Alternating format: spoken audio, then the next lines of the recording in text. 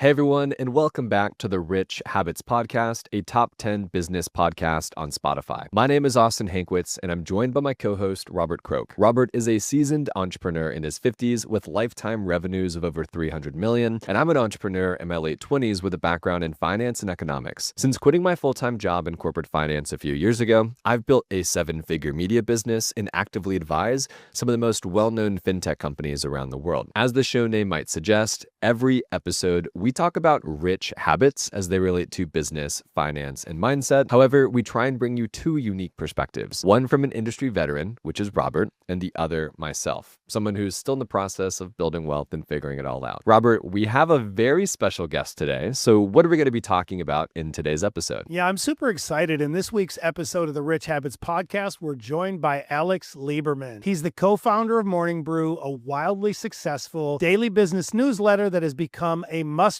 for millions of young professionals. Alex and his team have scaled Morning Brew from a college side hustle into a media empire, selling a majority stake to Insider Incorporated in 2020 for a reported $75 million valuation. And since then, he's launched StoryArb, which is a storytelling consultancy and continues to shape the media landscape as an entrepreneur and an investor. Alex, we're thrilled to have you. Maybe spend a few minutes introducing yourself, sharing where you started, where you're at now, and then we can get into it. Thank you guys so much for having me. Pumped to be here. I'll try to do the abridged version of kind of the last, 31 years of my life. I grew up in the suburbs of New Jersey. I grew up in a Wall Street family. My entire life, I anticipated that I was going to work on Wall Street. My dad was a mortgage trader at Citigroup. My mom ran the repo desk at Nomura. My grandpa ran fixed income at Prudential. So I was, bred from a young age to only think about being in finance. My junior year after college, I was at the University of Michigan. I had my internship at Morgan Stanley where I was trading agency mortgages. I return offer to be there full time. Had all this free time my senior year because I didn't have to re-recruit for jobs. So I was helping students prepare for job interviews. During these conversations, I would ask students, how do you keep up with the business world? Every student gave me the same kind of choreographed answer of, my parents told me to read the Wall Street Journal, but it's dense, it's dry, I can't get through the whole thing. I started writing a daily business newsletter after I kept hearing this. At the time, it was called Market Corner, not Morning Brew. Also, important detail to share is that I was an exceptionally shitty writer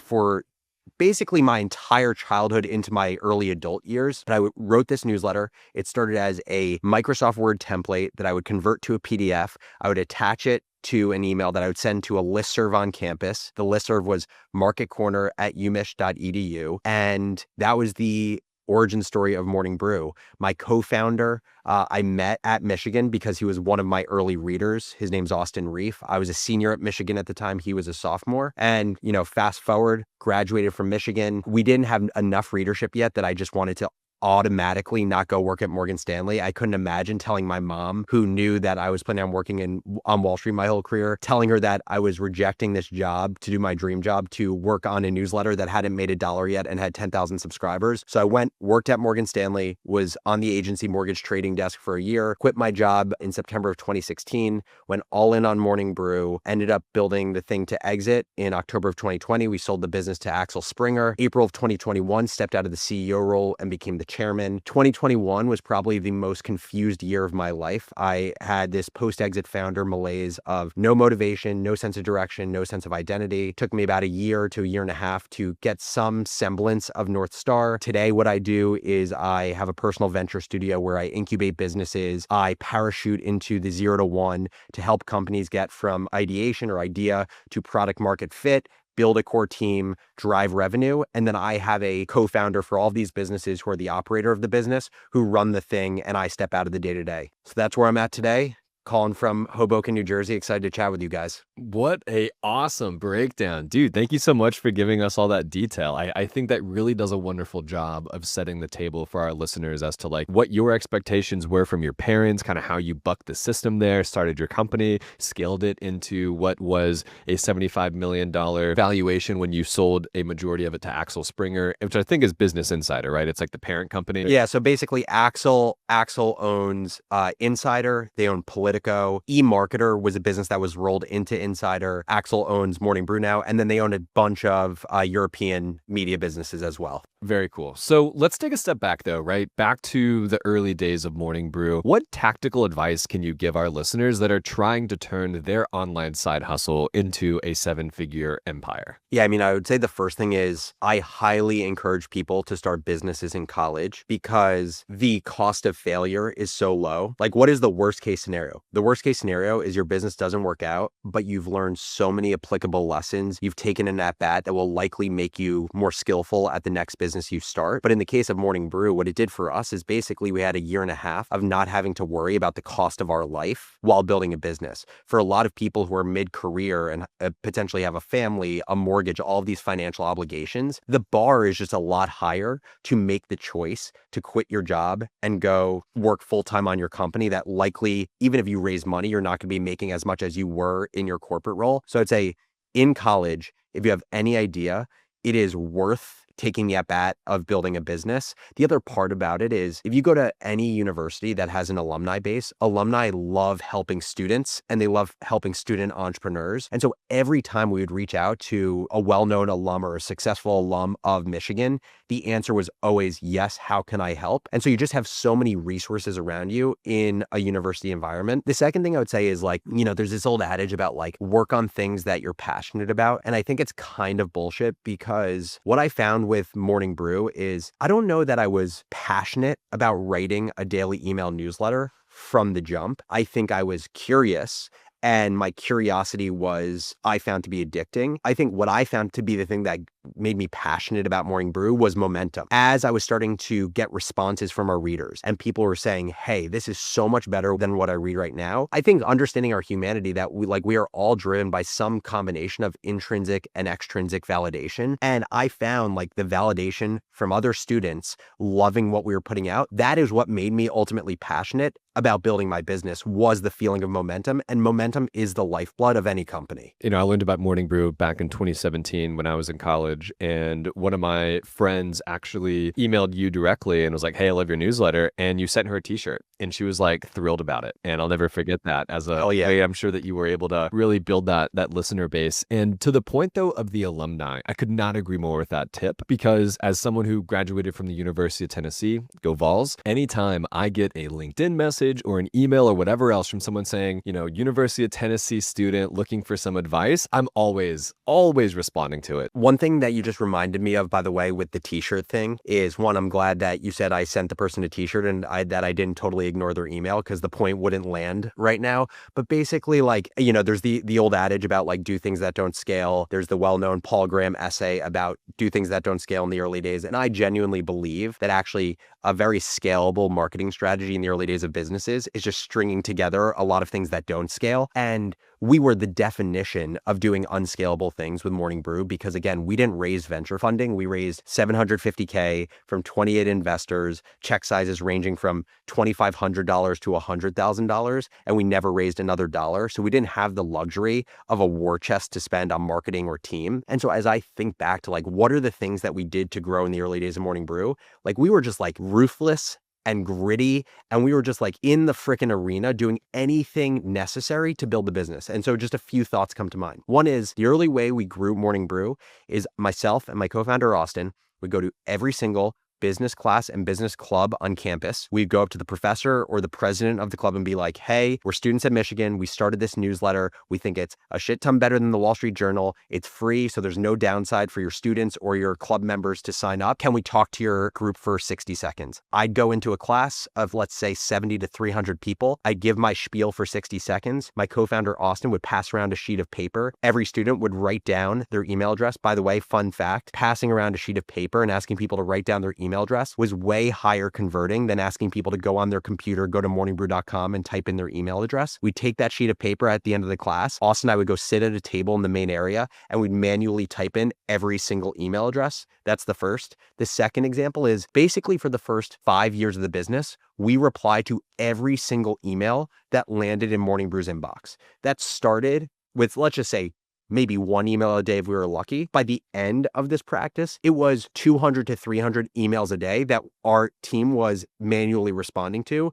Some may say that's idiotic. Why are you using people's time in this way? Our view is, one, it was a great way to train our writers because it was a low stakes way to get our writers to practice the voice of Morning Brew in a low stakes fashion with our most engaged people. But also, even though it will never be measurable, I believe someone that gets a reply from Morning Brew, a newsletter that, a lot of people as a recipient idolize or celebritize, I believe people are way more likely to share the newsletter via word of mouth after they've gotten a response from us. Now, before we jump into our next question with Alex, let's take a moment to hear from this episode's sponsor, Public.com. If you're looking to open an online brokerage platform that was actually built during this century, you need to give Public.com a try. Because on Public, you can invest in almost anything: stocks, bonds, crypto, options, and more. And if you're like us and you keep an emergency fund, you can take advantage of their 4.1% APY offered by their high yield cash account, and they just came out with a new AI product. Go to generatedassets.com to check it out. And discover why NerdWallet gave Public 5 stars for its ease of use and investment selection. Fund your account in 5 minutes or less and earn up to $10,000 when you transfer your investments over to Public. And for a limited time, Public is offering a 1% match on all IRA contributions. So if you're finally investing towards a Roth IRA this year, do it on Public and earn a 1% match on all contributions, paid for by Public Investing. Full disclosures in the podcast description. All right, let's now jump back to our interview. Wow. Yeah, I love this. And I want to linger on this for a little bit longer because it really brings me back to, I think, one of the reasons that I've been so successful in my career is just having the tenacity to stay at it, get out there and do the hard things that you may not know the outcome now. But at the end of the day, if you believe in what you're doing and what the outcome can be, I think it is just where all the magic is. And you mentioned bootstrapping and tenacity and all of these things. And I think it's so important for everyone to understand that, because I see so many founders nowadays, as soon as they raise capital, they want to go get a fancy office and fancy desks and a ping pong table and all this stuff. I would rather invest in founders that are tenacious, that are in the woods doing these things like you discussed. So I want to go see what they have if they already have an office. And if they have all this fancy stuff, they're more concerned of the show than they are building the business. So I really appreciate this coming from you, Alex, because, scaling Morning Brew to millions of readers was no small feat at all. And as we all know and have learned through our careers, entrepreneurship is hard, it's lonely, and it comes with endless no's. So were there any moments along the way for you where you almost gave up, and what encouraged you to keep going? Because I'd like you to share that advice with our listeners who might be struggling right now to get started or in their own small businesses. Yeah, 3 thoughts here. I'm going to name them out loud or else my monkey brain is going to forget the 3 points by the time I get to the second point. So first point, Mark Cuban. Second point is the decision to go full-time on Morning Brew. The third is my dad dying. All of those great hooks, by the way. First one, Mark Cuban. 2 weeks into working on Morning Brew, I reached out to Mark Cuban because why not? We only had 130 subscribers, yet somehow I decided it was a good idea to reach out to him. I got his email online and I sent him an email basically saying, hey, we're building Morning Brew. Actually, at the time, no, sorry, it was still Market Corner. We're building Market Corner. Basically, we're building a better version of the Wall Street Journal. It's a daily email newsletter. And he just responds, first of all, I want to give him so much credit that he responded. And Mark Cuban was known for this. This is actually one of the reasons I reached out to him. He responds to everyone's pitches for businesses. He responded to me and he was basically like, I don't get it. There are lots of business newsletters. How is yours any different? I responded with some long reply, which by the way, it was my first lesson in busy people don't read long emails. But he ended up getting back to it and being like, I still don't get it. And while I wasn't considering quitting in that moment, I think it was a kind of very valuable, low stakes way to get punched in the gut, to have someone who I deemed to be really intelligent. At least immediately my emotion was like, oh, he doesn't believe in my idea. That means my idea must not be good. And then kind of me wrestling with that for a day and being like, it's okay. I still can have conviction in this idea and not everyone will agree with me. So that was the first experience. The second experience was basically I'd been working at Morgan Stanley for around a year, and Austin, my co-founder, again, he was 2 years younger. He had to make a decision. And the reason he had to make a decision is he got a full-time offer to work in banking for Moelis. And if he went full-time into that job, I would have never seen Austin again. And he would not have been able to work on Morning Brew. And so he had to make a very big decision of like, it was very much, I stay at Morgan Stanley, he goes to Moelis, and Morning Brew becomes effectively nothing. It probably fizzles out, or we go full-time on Morning Brew. And just for context, like the stakes were high for me. Like I think at the time making $85K at Morgan Stanley. I was in my quote unquote dream job. For Austin, the stakes were even higher because he hadn't graduated yet. So not only would, if Morning Brew failed, he would have not had anything on his resume, but also his job out of school, I think he was going to make year one, 175 to 185K. And so we ended up, obviously, you guys know the choice we made, but it was not an easy decision at all because of what the opportunity cost felt like. But that leads into number 3. And it gets to your question, Robert, which was like, did I ever think about quitting? The short answer is I never thought about quitting. That doesn't mean that there weren't times where I wasn't like existentially questioning everything we've done in the business. That happened constantly. But the reason I never thought about quitting is, my story is one steeped in some level of adversity and loss in kind of the first half of my life. So I would say there's 2 big moments that drove my motivation for Morning Brew. The first is my dad passed away suddenly when he was 46 years old. It was a week before my junior year of college. He was perfectly healthy, in great shape, dropped dead from a stroke one day. He had been working in finance for the last 20 years. And even though no one would ever tell me this, my story at the time was 20 years of compounding stress and cortisol is what led to him having a stroke. When he was on his deathbed, I promised to him that I would take care of my family. I visualized giving a check to my mom and my sister, and also me not being a financial burden on my family anymore, because by the time he passed away, my mom had already retired. So he was the sole breadwinner in my family. I had no cognizance of actually how much money we had in our family at the time, but it didn't matter to me. I just knew that I was putting financial strain on my family, and all I could visualize was dollars, like literal bills flying off the Lieberman money pile and no bills coming onto the money pile. And so after that happened, to me, Morning Brew being a success was an inevitability. I knew that I was going to stop at nothing to make the business success. It was a matter of time, not if it was going to happen. And that if that wasn't motivating enough, the second piece of this is from 5th grade to 12th grade, I was bullied. I went to a small private school, never felt belonging, never felt smart, never felt attractive, never felt like I was part of something. And Morning Brew ended up becoming my vehicle where I had a massive chip on my shoulder and I wanted to prove that I was actually capable. Those 2 things basically they locked me in for 10 years. What a story, Alex. Oh my goodness. I think one of my favorite phrases, and it really goes back to really what happened to you, right? Which is like, there's nothing more dangerous than someone who's got their back against the wall and has got nothing to lose, and there's no excuses, right? I remember back in the day, half a decade ago, when I convinced my co-founder to quit his job making $150,000 a year on Wall Street. Or actually, he was doing management consulting, but he was in New York making all this money. And I was like, dude, similar to what you and Austin kind of had to do. I was already about 2 years into my career and I quit and did all this stuff. But he's like, what if this doesn't work? And I was like, Christian,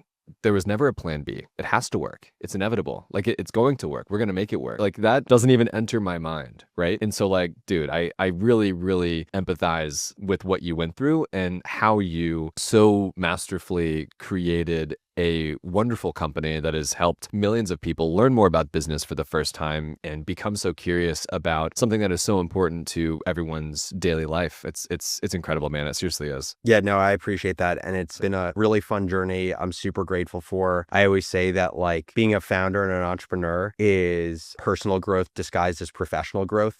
Like I've grown so much more as a person actually than I have grown as a business person because of this journey. Yeah, I love it. And I think it's really important because we talk about mindset all the time. And a lot of this conversation is really based on what we all go through. And we can't change what we go through. We can just change how we react to it. And, and I grew up in a really rough childhood and all of that. And I knew there was no world where I wouldn't grow up successful and rich just because where I came from, I wanted to get out of as soon as possible. So I love hearing other stories like yours, Alex, about, overcoming adversity and using that scorn as your energy to make sure that you're the winner in the end, and then be able to give back and teach others how to do it. So that's why I love this podcast so much. 100%. I appreciate that. And one thing I would just say, and we can talk about it in a bit if you guys want to, is I think the interesting thing for me has been post sale of Morning Brew, where I derive motivation has changed, because once I no longer felt like I had to prove myself,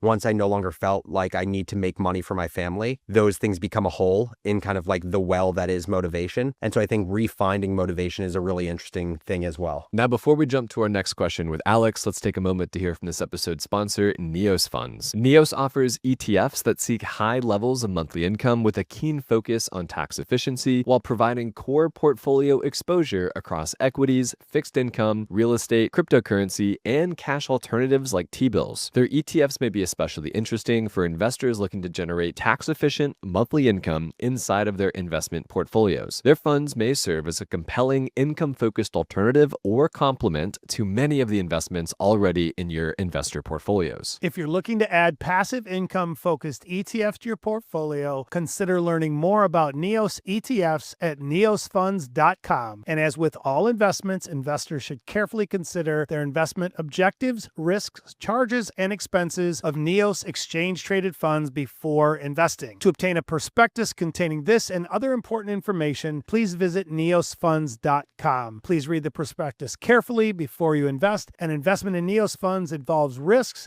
including possible loss of principal. There are no guarantee that Neos funds ETFs will make monthly distributions, and the amounts may fluctuate from month to month. Cryptocurrency is relatively new, and the market has its own specific risks. Neos ETFs are distributed by Foreside Fund Services, LLC. Don't you love a good disclosure, Robert? All right, let's jump back to that interview. Well, let's talk about that, because that leads to my next question here. I think there's a lot of listeners right now that are in the solopreneurship sort of stage of their business, right? They're getting ready to graduate, hopefully, into being a small business owner with co-owners and employees and things of that nature. So when you sold a majority stake of Morning Brew to Axel Springer in 2020 at this $75 million valuation, obviously you talked about money's taken care of, looking at motivation, things like that. But I guess my question was more around the idea of like, how did you know it was the right time to sell? And what was it like transitioning from founder in the trenches, getting it done, doing things that didn't scale, to now more of a strategic role? A few things I would say. The first is basically we went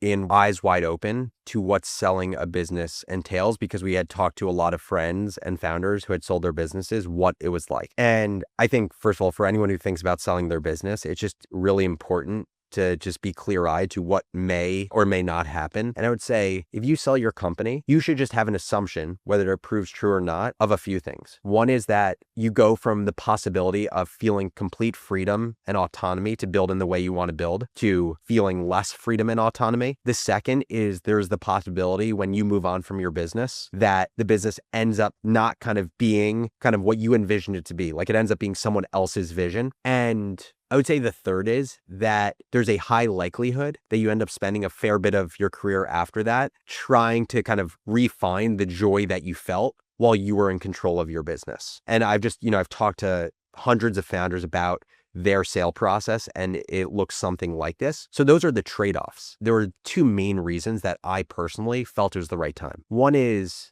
I just kind of looked at the math. And at the time when we sold our business, I was, let's just call it 28 years old. And I just looked at the math and said, if we sell our business now and I just compound this for the rest of my life, it is the definition of a life-changing outcome. And I thought about like, what level of regret would I have if I kept this thing running and that opportunity was no longer an option down the road? Because the reality about media is there aren't that many buyers of media companies. And so like you do have a limited set of options. The second part of this was actually my level of energy at the time in which we sold the business. Something that I've just realized about myself is I love the 0 to 1 of businesses. I love coming up with business ideas. I love invention. I love wrestling the business into the world, like kind of forcing it into existence, proving that there's product market fit, building a core team that feels like family. Once the job of a CEO goes from like product builder in chief, who's running what I would call like a family, a town, or a village, to company builder in chief, where you're really building like a city, a state, or a nation, and it becomes about scaling the organizational machine, I have found myself to lose energy. And so around when we were selling the business, I didn't know what it was at the time. Like I've only realized this upon reflection, but I was starting to lose energy in building the company. And so I think actually in some ways selling the business was kind of like my survival mechanism of being like, I don't know if I can run this thing for the next year to 2 years. And it's really scary to have all of my net worth tied up in this thing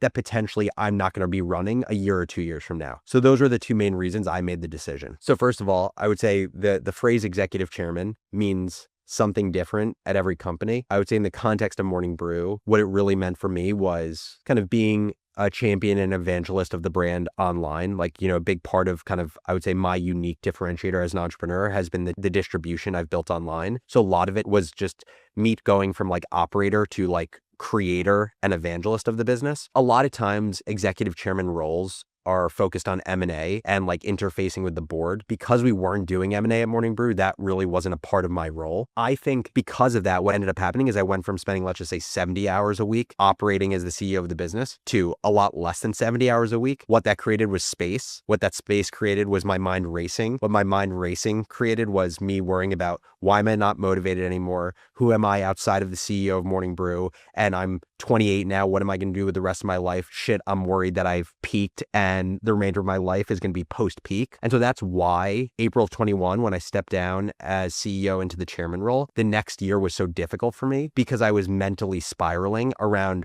who am I outside of basically the thing I've been doing for my entire adult life. I could not empathize with that more. I think as someone who, again, I didn't create a Morning Brew, right? But for the last half decade, I've been, in a similar situation in my 20s, building a online, business and, sort of conglomerate of businesses and things like that. And if there ever was a time where I would experience an exit, I 100% would also experience one of those things that's like, well, what am I now, right? For the last, 5, 10, 15 years, I've been this thing, but now I am not that anymore. And I think also to your point of stepping down from CEO to chairman, I think Austin Reef, your co-founder, he recently moved away from CEO and now I think he's also in the more strategic role. So it's really interesting. And I want Robert to talk about this because I think he has a great amount of experience around this. But I would also agree, I'm someone who likes to go from 0 to 1, taking an idea to just absolutely doing everything you can to turn that idea into something that is actually, it works, it makes money, it's profitable, and it can make a couple $1 million a year. I love that. To your point though, like it's a completely different person though that can take a couple $1 million a year business and turn it to a $30 million or $100 million a year business. And I'm not that person. I don't find joy in doing that. So it's so interesting though to get your perspective on that. Maybe Robert, do you have any perspective to share as well on that? Yeah, I went through this exactly with Silly Bands, and it's great to hear someone else feel exactly what I felt in different eras. When Silly Bands had all these acquisition offers of 35 million, 55 million, 65 million, all in that range, I was like, no, this is my baby. I'm going to grow it to 100 million. Then I'm going to exit it at 300 million. And at the end of the day, and now as an educator, I tell everyone that'll listen, if you have an exit opportunity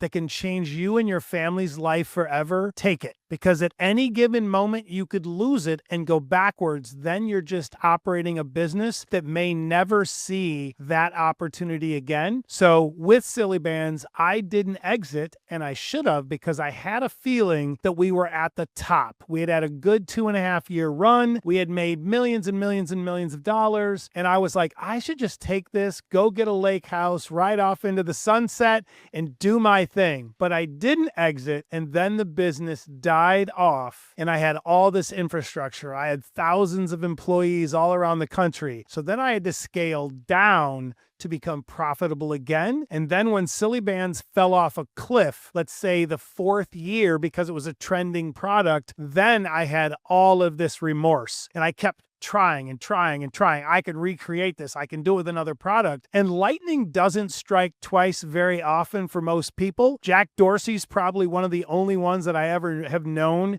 to create 2 meaningful multi-billion-dollar businesses. But in most instances, if you have the bird in hand, take it and move on. But I went through those same feelings of you, like, is this it? Am I going to always be known as the Silly Bands guy? And it took me years to lose that moniker. And now people actually question me like, why don't you say you're the Silly Band's founder? You should lead with that. That's an incredible feat to have created such a company. And I'm like, because I don't want to be known as a one-trick pony. So I love this conversation, and I think it's going to help tens of thousands of listeners that follow along in the podcast to understand we're all figuring it out on the way up and on the way down. So many people that are well-known entrepreneurs or influencers, they have this way of portraying it like it's all rainbows and unicorns. Nobody has it all figured out. And that's why podcast episodes like this, I think, are so meaningful to help people really understand from the top to the bottom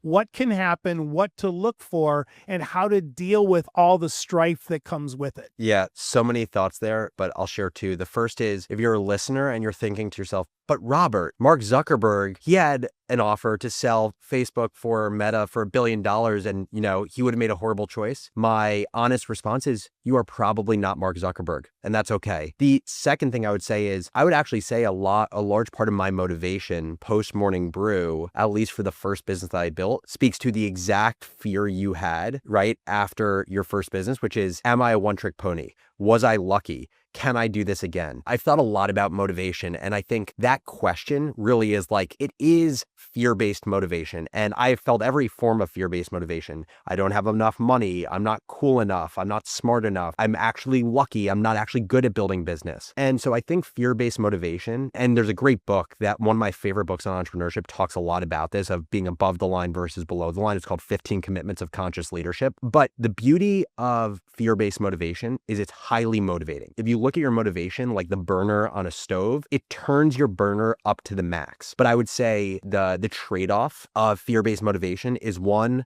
long-term happiness. Can it create long-term happiness? Is it sustainable? And two, the gas in the stove is limited. Once you kind of fill in whatever that fear is, you potentially lose the motivation. And that's what I found happened with me. So the same thing, like the next business I built after Morning Brew, which was StoryArb, we stand up marketing content motions for high growth businesses. That was basically my attempt to do three things. One was replace my salary from Morning Brew, because there's this very funny thing when even if you make life-changing money, you love the idea of driving income in your life. And me losing my salary, I felt the need to drive income in my life. The second was, given I love the 0 to 1, I was testing with StoryArb this studio model of, can I incubate a business? Can I bring on a co-founder and CEO as close to day one as possible? And can I fire myself from the operations within 12 months? And the third reason I did it was, can I prove to myself that I'm actually decent at business and Morning Brew wasn't just luck? Once StoryArb succeeded, it checked off that box, but then that was no longer a motivator. So then I almost had to rethink the whole motivation thing again after StoryArb. Talk a little bit more about your journey starting StoryArb, where the idea came from, and I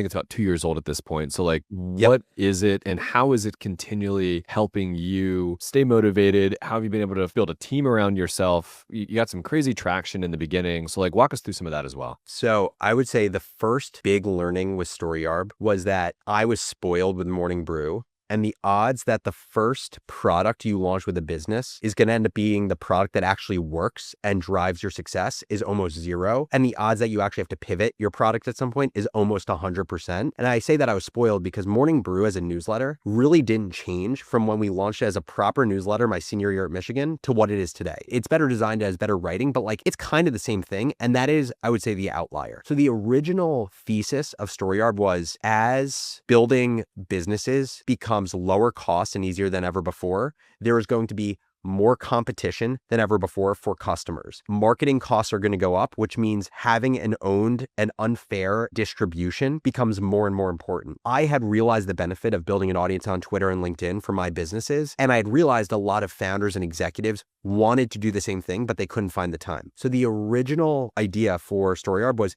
how do we help founders and execs build their brand on LinkedIn and Twitter? That idea failed miserably is the punchline. So we ended up pivoting a year in to basically, StoryArb is effectively the B2B company's head of content marketing. We stand up a content motion that builds trust with your customers and ultimately drives pipeline of customers. We do long form playbooks on your website, an editorial newsletter that's sent weekly, and then social content from your company as well as your executives.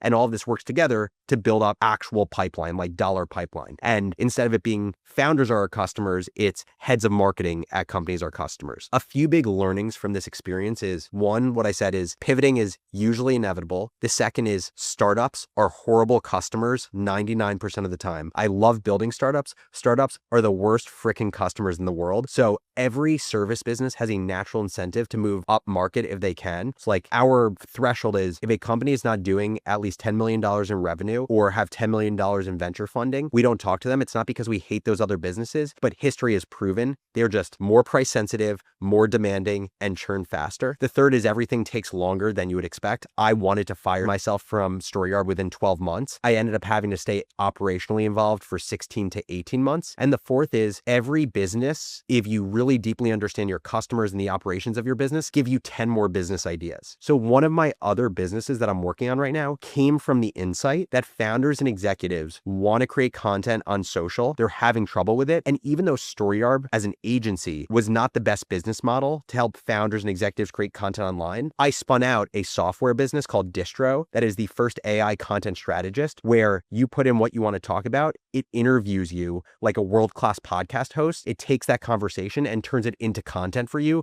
to post from any platform on the internet. Whoa, that's awesome. Now, before we ask Alex our last question in the interview, let's take a moment to hear from this episode's sponsor, Blossom. Investing is more fun when you're doing it alongside like-minded people. From dividends to growth stocks, there's a community for everyone on Blossom. And remember, Blossom is not an online broker. They're a social investing app built around transparency, essentially a social media platform built specifically for investors. And transparency is key when it comes to investing. You all know just how important that is because you listen to our podcast. I've already connected my personal accounts to Blossom, and I enjoy seeing how everything is divided up and performing on a daily basis. Additionally, they offer Duolingo-style educational video content for those of you still learning. They were just recognized as a top 25 app for 2025 by the Apple App Store, and for good reason. I love tracking my investments on there. So if you're not yet joined Blossom and using them, you really need to check them out. They have over 250,000 users, and it's an easy way to both find your community as well as manage and analyze your portfolio in a very clean and efficient way. So click the link in the show notes below to sign up for Blossom or type Blossom in on the App Store. All right, let's now ask Alex our last question. Yeah, I think it's important. You mentioned throughout that, and that was a great breakdown, that you're not always going to get it right on the first try. You might not have product market fit. The business model might not resonate correctly. The pricing model might not work right. And I love the fact that when you see really good entrepreneurs that can work on their feet and learn the workarounds and what to do, they can really make that pivot kind of seamlessly. So you're just moving forward in a better direction, but maybe a completely different direction without having to start over from scratch. And that kind of leads me to my last question, because now looking back, you're not just a founder, but you're also an investor and an advisor. And I really like this because you're growing in your experiences, in your successes, and in your failures. So what would you say is your key approach to spotting promising opportunities, whether it's a startup or a personal investment? And are there any recent investments that you're particularly excited about? Because Austin and I are always looking for new opportunities for ourselves and our community. So walk us through that of how you spot promising opportunities and how you flush them out. Yeah, lots of thoughts here, but I'm going to be a little bit of maybe the contrarian of startup founders, because what I will say is the typical trajectory for a startup founder is they sell their business and then one or two things happens. They either become a chronic angel investor deploying their own capital, or they go and join or start their own VC. I'll tell a little story, which is after selling the brew, I was like, I'm going to be one of those chronic angel investors. And so basically for 12 months straight, I wrote 15 checks and let's just say like invested $250,000 across these companies. And at the end, I did a little bit of reflection on that process. And what did I learn from that process? I learned I really did not enjoy angel investing. And the reason I say that is there's a few things. One is I think in this weird, ironic way, like you become an entrepreneur to carve your own path, but then some ways the startup journey post-exit becomes kind of this corporate defined path, which is so obviously antithetical to why you did the thing. So first is like, if anyone's an entrepreneur and they have some excess cash flow, do not feel the obligation to go angel invest for two reasons. One is like, you should do whatever makes you happy, but also two, angel investing is really hard. Three, if you don't enjoy it, there's a lot of people who love it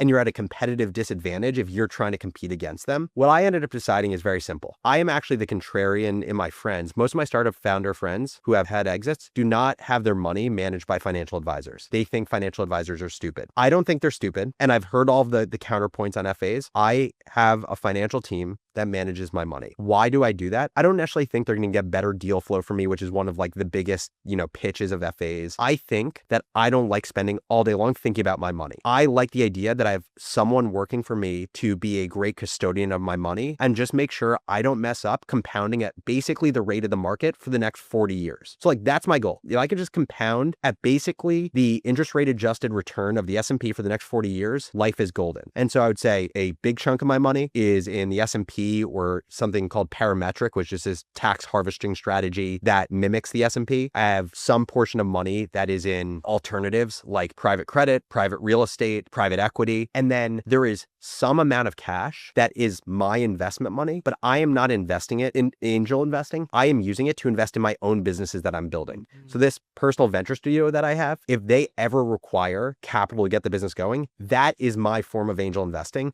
because I love working with founders. But in terms of betting my own cash, I am just going to bet on myself every single day of the week. I really like that because you're totally correct, right? I mean, like at the end of the day, we are the biggest believers in investing early and often, right? We want everyone to be participating in American capitalism. That is the S&P 500, the NASDAQ 100. And if you can do it in a Roth IRA or a bridge account on public.com or a tax loss harvesting account, whatever, right? But like get invested. We're big believers in that. But to your point of, I don't really enjoy, or I learned that I don't really enjoy angel investing. I would argue as a fellow angel investor, to your point there, right? It's like there's a lot less control whenever you're an angel investor than if you are taking that same amount of money and investing it into something you can have an impact on the outcome, which means, to your point, whenever you guys come up with these ideas for businesses, if it's distro or if it's StoryArb or things like that, you then can take the $20, $30, $50, $100,000 that you would have originally written to a startup. You can now take that money and invest it in yourself, having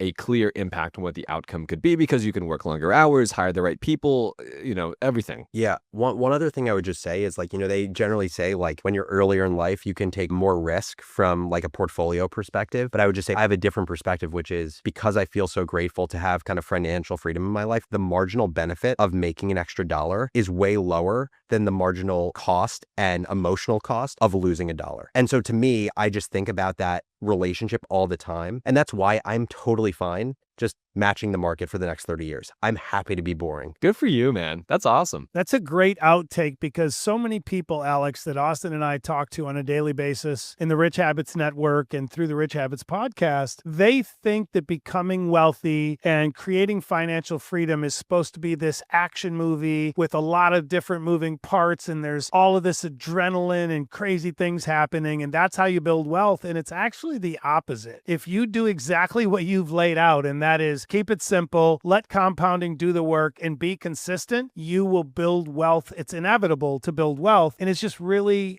good to hear it from other people besides Austin and myself. So we really appreciate having you on as a guest. This has been very, very insightful and just awesome to hear your stories and how you got here today and built such an incredible company and more companies on the way. So we appreciate you stopping by. 100%. Thank you guys so much for having me. Now, before you leave, Alex, where can the people find you if they want to reach out to StoryArb, if they want to use distro, maybe they want to sub to Morning Brew? What's going on over there? You can find me on Twitter at Business Barista, on LinkedIn. My name, I wasn't allowed to create a LinkedIn account at Business Barista. And then StoryArb, you can go to storyarb.com, distro.com. Distro.com was too expensive. Yeah, those are the two you can go to. And then, of course, always sending people to Morning Brew. We do a lot of amazing content on YouTube now as well. So definitely check out our YouTube channels. Alex, thank you so much, my friend. Thanks, guys. Robert, what an awesome interview we just had with Alex Lieberman. He is such a nice guy, so accomplished, very well spoken, a great storyteller, hence StoryArb, right? Any just big takeaways to share before we jump into the Q&A section of this episode? Yeah, for me, it was just a very emotional episode, and I love hearing from someone as successful as he's been about the ups and downs, the trials and tribulations, and all the emotion that comes with building a big company, exiting a big company. And I think this episode will really tug on a lot of heartstrings for people that are out there grinding, building, and trying to find their way to financial freedom. So it's in a really, really great interview, and I'm excited for this episode. I totally agree. I think one of the bigger takeaways for me were, one, when you're in college or you're young, you have very little to lose, right? So go take those big shots. Two, sometimes the first idea, right? So the first idea with story art was to like ghostwriting and stuff. Sometimes the first idea doesn't work. And what ends up working is an idea that came after, right? So it's like you want to just start, get some reps in, and then you'll figure out what actually works. And then once you figure that out, you find that product market fit and you double down on the idea or the business or the service or whatever it is you're offering. And then the last part about it is I love how he said, he's like, listen, you're right. Investing isn't an action movie. I've got a financial advisor. They're doing my thing. And if I just compound with the markets, I'll be fine. I'm going to go find motivation elsewhere. And I think that's really important to us, especially when it comes to like putting money in perspective, right? We talk about this all the time. Money only solves money problems. You can become a multimillionaire. And if you have a bad relationship with your children, you're still going to have a bad relationship with your children until you like go work on that. You can be a multimillionaire. And if you don't go to the gym or you're not healthy, like you're still not going to be healthy despite having money, right? So money solves money problems. And I think Alex's take on that was great. Absolutely. So our first question here is coming from Michael S. on Instagram. Remember, if you want to ask us a question on the show, DM us at Rich Habits Podcast on Instagram or email us at richhabitspodcast@gmail.com. So Mike says, my wife and I are raising a toddler. We both work full-time jobs in accounting and finance. We've recently made adjustments to our budget to open up some cash flow to allow for more investing outside of our 401ks, 529s, and money market cash reserves, but we're trying to further create more cash flow in our limited free time with outside sources of incomes or more effective budgeting or maybe a side hustle. What are some creative ways to accomplish this without taking away from our family time with our toddler? Thank you guys so much for all you do. So I'll take a first stab at this. The easiest way, and shout out to one of our advertisers, Neos Funds, that anyone can begin to generate passive income inside of their investment portfolio is to buy SPYI, QQQI, IYRI, BTCI, right? Any Neos fund, they're all going to pay about a 1 to 1.5% monthly yield on your investment tax efficiently every single month. So maybe learn more about Neos funds, Mike, could be a really good place to start. Also, I would add, I think Mike is on the right track. Think about that side hustle. You could go out and pick up 5 clients at $500 a month to do some bookkeeping for them. It could be really simple stuff. You can do it in your sleep. Take that $2,500 a month, invest that directly into the markets, maybe into, one of your traditional brokerage or your Roth IRA if you don't have that yet, and let that money just continue to compound for years and years. I think that's a great thing, but also just keep adding diversity. I can't speak on this enough, especially during tumultuous markets. Get that diversity, get some money into cryptocurrency, get some money working into maybe individual stocks, into the ETFs we talk about all the time, and just really continue to do what you're doing. And we appreciate you asking these types of questions because it helps so many other people as well who maybe are good earners but are not sure how to build more wealth along the way. So thank you for the question. And I will add too, maybe there's a world where, you truly could do this passively. You start house hacking, right? Maybe you live in a duplex, triplex, or quadplex, and your tenants are beginning to help you cash flow against your mortgage and your expenses. Obviously, there's a little bit of property management that has to be assumed with that, but it's very passive, right? You're just living there, right? There's nothing out of the ordinary that you're doing. And then something else to check out is, and I can link this out in the show notes below for you, Robert and I hosted a covered call webinar about 1.5 years ago where I walked through how I generated $17,000 in 2023, I think it was, using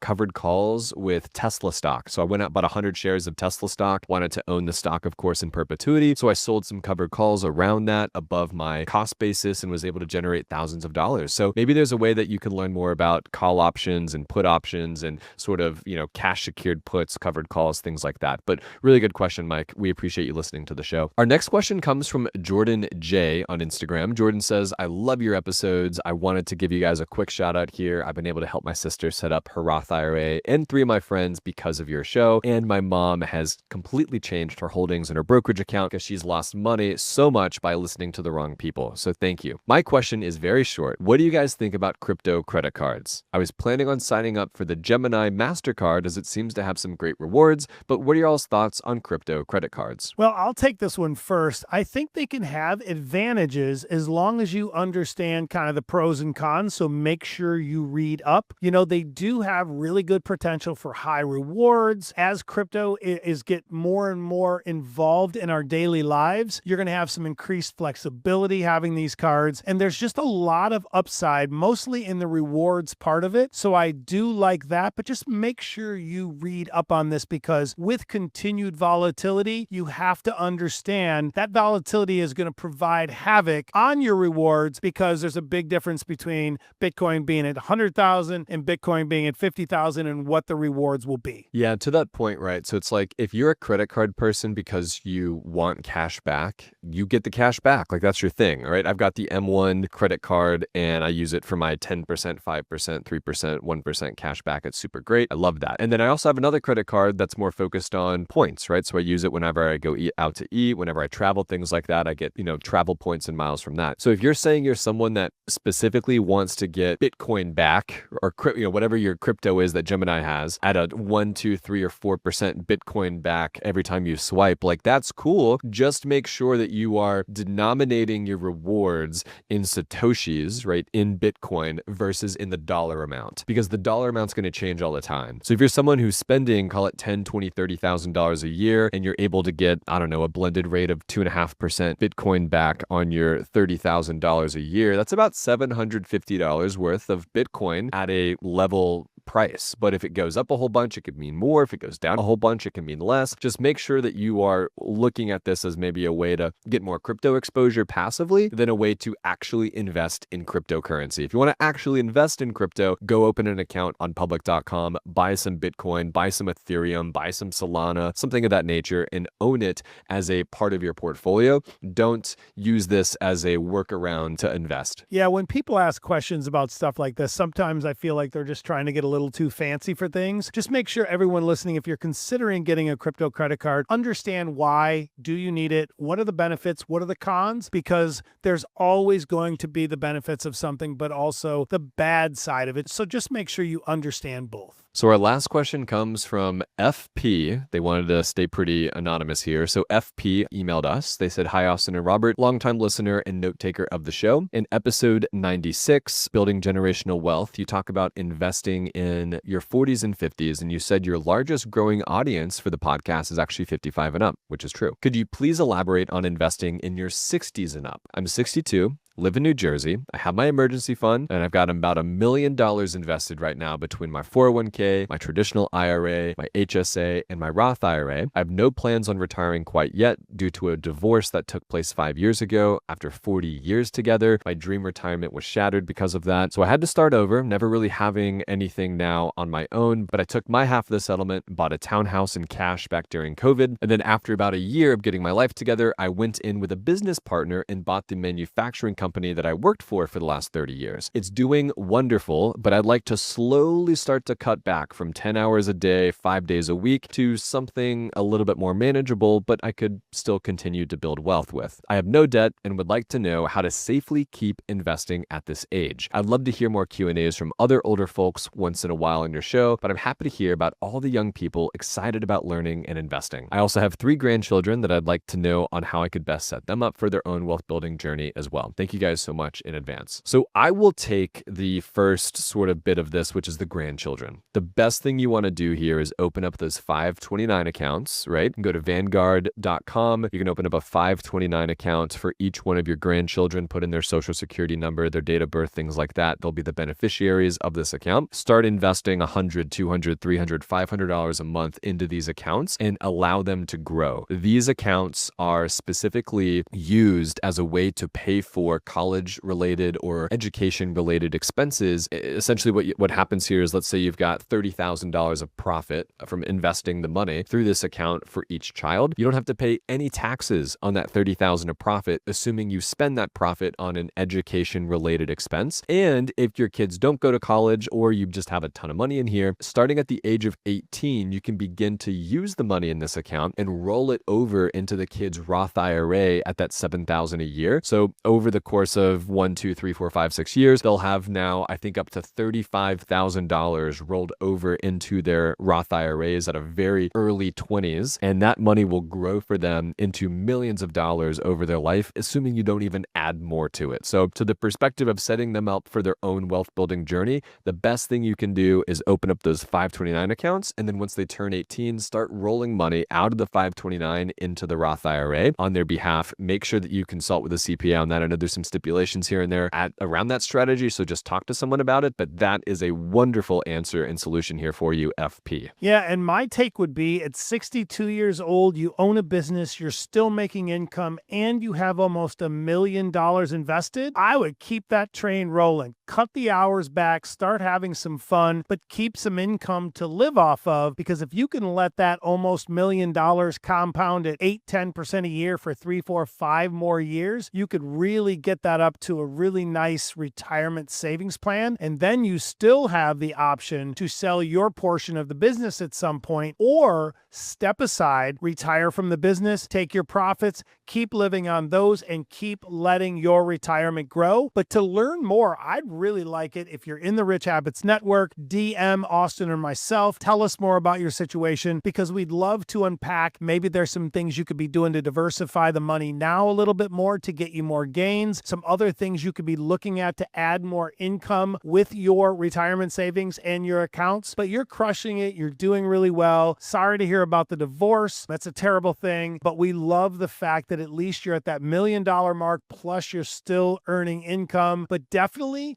don't let your dreams sit on the sideline while you're working. Cut those hours back, take up those hobbies, and start enjoying yourself. I would agree. I think the biggest thing for you here to understand around, and you asked this in your question, right? How do I invest safely, right? All investing involves risk. I think that's just like, we need to keep that in mind. But the people who get hurt on a roller coaster are the ones that try and get off in the middle of the ride. And that's the same thing with investing, right? Obviously, in the month of April, we saw a crazy drop in the markets, but now we're back up in the green. So like, if you were someone who panic sold after everything was down 20% because you were scared of the Trump tariff tantrum and what that was going to do to your portfolio, now you are looking back at like, dang it, why did I sell? I should have just held on tight like Austin and Robert tell me to. So I think like that's what's really important here to understand. It's not about specifically like what you're investing into. I'm sure you're invested into bonds and, some REITs and some stocks and like all the ETFs we talk about. You're probably very well diversified and invested correctly. But I think beyond what you're invested into, you need to have someone in your corner that's going to be able to really make sure you understand that during times of volatility and uncertainty in the markets, just ride the wave, follow the 4% rule, take your distributions like you should, work with people that can help you optimize for taxes, things of that nature, and you're going to be just fine. I love it. Well, this was an incredible episode. We thank each and every one of you every week that shares the podcast, shares it with a friend, gives us those 5-star reviews. And we just love doing this and providing as much value as we can week in and week out in these episodes. And we couldn't be happier to do it. That's right. We love your feedback in the comment section on Spotify. So if you've not yet left us a comment below about what you thought about this episode, please do, as well as vote in the poll. We try and have some funny polls here and there on Spotify. And if you enjoyed this interview, or someone sent this to you, or you just enjoy the show, please consider giving us a 5-star review. It really helps get our show in front of more people that can learn about personal finance and investing. Thank you everyone for tuning in, and have a great rest of your week.